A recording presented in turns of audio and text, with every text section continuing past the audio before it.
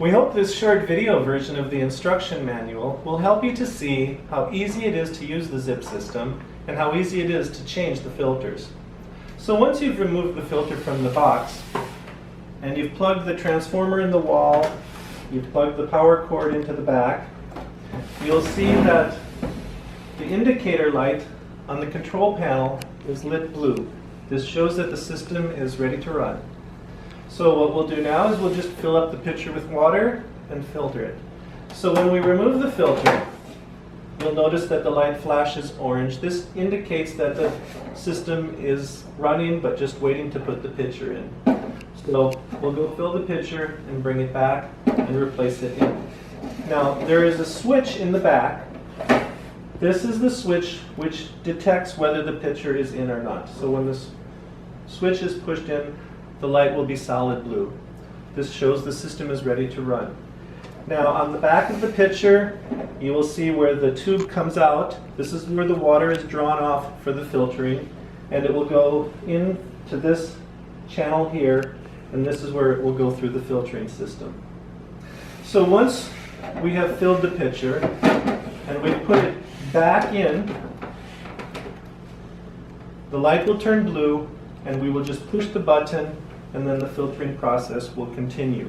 Now I will run a batch of water in a minute, but before we run a batch, a few points about the pitcher that I'd like to show you is there's a mark here at the top which tells you how full to fill up the pitcher, and then when the filter has been filtering the water and the water level goes down, once it reaches the bottom mark, the filter will automatically stop.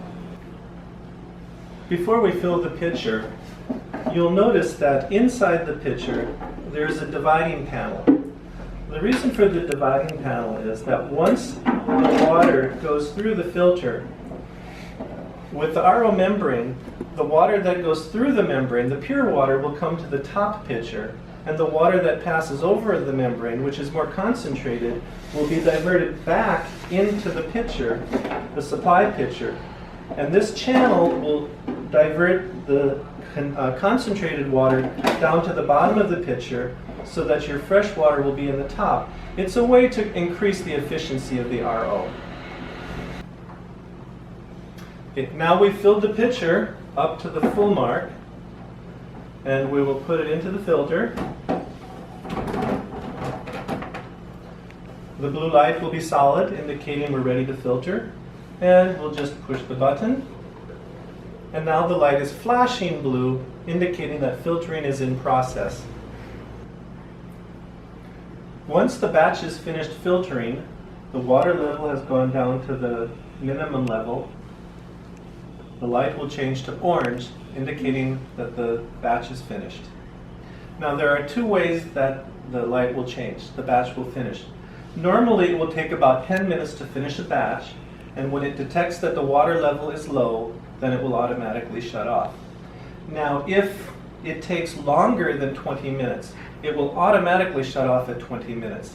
This means that it's taking too long to filter a batch and it's time to change your filters on. Now you're ready to drink your water. You can lift the switch up and it will stay, or you can push it in and also get your water that way. Washing both of the pitchers is very easy. Of course, the supply pitcher you can just remove and wash it. And the pure water pitcher is very simple to remove.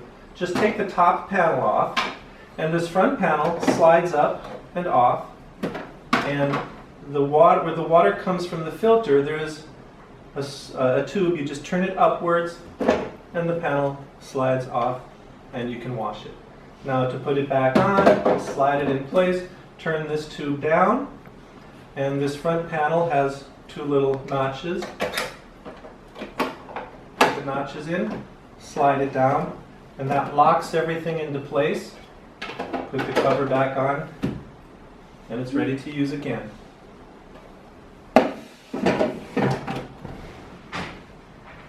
Replacing the filters is also very easy. Just unplug the filter, remove the back screws. There's two back screws on the back panel. And the first filter is a PP polypropylene filter, and they just simply twist off. Take your new one, put it back in. The second one is a carbon filter. Just twist it off. Take your new one, put it back in. Put the cover back on and you're finished. Replacing the post filter in the RO membrane is also very simple. To replace the post filter, just pop it out of its holding clamps, and at the top and the bottom are quick connectors. So to remove the quick connector, there's a little C-clamp that locks it in place. Just slide the C-clamp out, and then there's a little collet at the top. You push it in, and as you hold it in, slide the tube out. And it's the same thing at the bottom.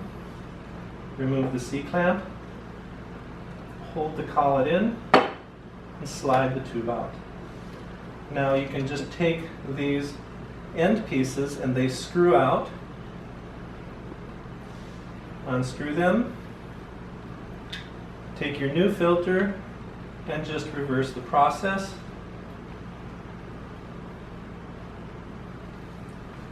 Slide the tube in.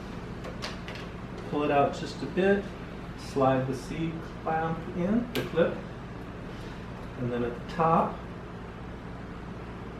put the tube in. Slide it out just a bit. And put the C-clamp in. And pop it back. And changing the RO membrane is also easy. First take out the post filter. And then take out the holding clamps. And then the RO membrane will also come out of its clamps. And to remove the connectors from the RO membrane is actually very simple. It also has the quick connectors at the top. Now for the RO membrane, all you have to do is slide the collet up, slide the membrane off. At the bottom, you have the same two quick filters. Just push the collet in and slide the pipe off. Then you take your new RO membrane, reverse the process, just slide the quick connectors back on.